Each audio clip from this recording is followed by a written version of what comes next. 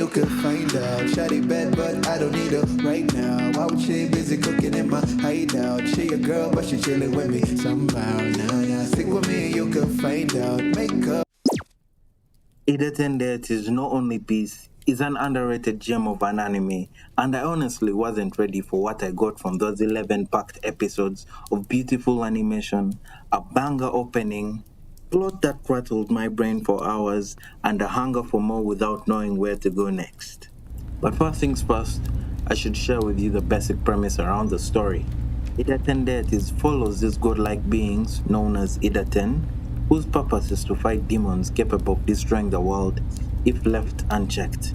Now, in the story, the older generation of these Idaten wipe out the threat of demons by sealing them away, leaving behind a peaceful world, at least by the Idaten standards. This created a new generation of gods who had never faced any real conflict, but behind the scenes, a mad scientist was secretly reviving these demons, and not as their original kaiju-like selves, but as humanoid beings that were slowly taking over the world from within a single nation.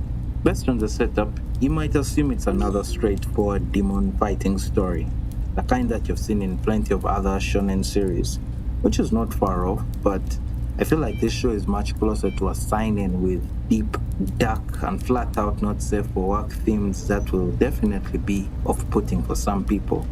Such as things like violence, moral distortion, evolution, religion, power structures, all with a level of blunt honesty you don't see often in most shows these days. You'll watch an episode and feel a strange feeling of disgust and intrigue. Well, at least that's how I felt when I watched certain episodes. But even with all these intense themes and unique approach, Idaten still managed to slip under the radar when it first aired. Which brings me to something that has confused me for a while now. Why did this unique series not get any traction when it aired? Well, for one, the subject matter of the series can be a bit hard to stomach for some people.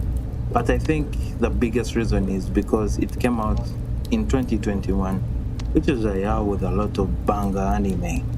Just couldn't compete with the level of excitement and investment people had for other series. For shows like Tokyo Revengers, Horimiya, Mushoku Tensei, 86, To Your Eternity, Attack on Titan, the list goes on and on and on. And it's crazy because Idaten Deities had a really good team working on it to create one of the best looking shows I've seen in a while. Bright and vibrant art style, paired with a beautiful action, and the music, oh my god, the music was good. You tap that opening is too nice. If we step away from the audience's reception of the anime, the roots of Idaten Deities No Only Peace offers a surprising look at the creative force behind the series. Idaten started as an early webcomic by an author called Amahara back in 2008. If that name sounds familiar to you, well, that's because that's the same author behind Interspecies Reviewers, an author with no filters whatsoever. The early webcomic of Idaten Deities eventually stopped in 2016, and no official reason was given. But given the trajectory of Amahara's career, it's clear what happened around this time. Idaten started as a passion project, and when Amahara started getting paid for his work on Interspecies Reviewers, he naturally shifted his efforts into that direction. The man simply got a better job. But in 2018, the story was revived and completely remade into a proper manga illustrated by Cool Kyoshinja, the artist behind Miss Kobayashi's Dragon Maid. This was a really good thing for the series because Cool Kyoshinja was a fan of the original work and has great respect for Amahara. Plus, that cliffhanger the original story ended on would make any fan want a resolution. And this was a beautiful thing the world didn't know it needed.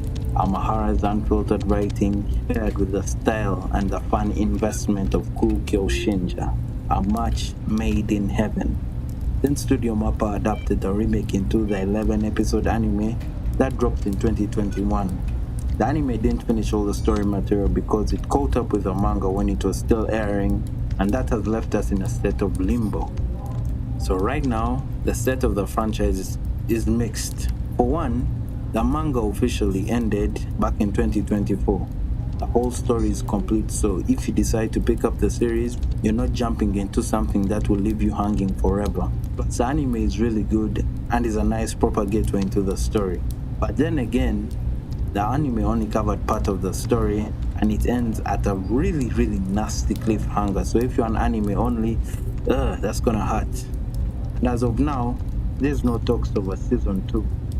And honestly, I've lost all hope of anything to do with an animated sequel because there's no real incentive to continue. There's no serious hype around the series to push for a sequel from within the fandom. Plus, as I stated earlier, the subject matter of the story will be off putting for a lot of people. The material to adapt is also quite little, about 3 volumes. I could hold out for a movie, but for that movie to be a success, we need some serious PR to push it. But overall, I don't see that happening because it's more energy than what it's worth for these studios. But if they greenlit a story like Nokitashi, then surely we could get an animated sequel to Idaten Deities.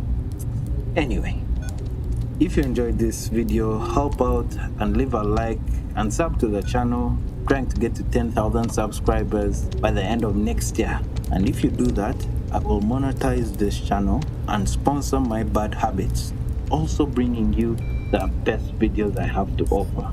Do that, and I'll see you in the next video.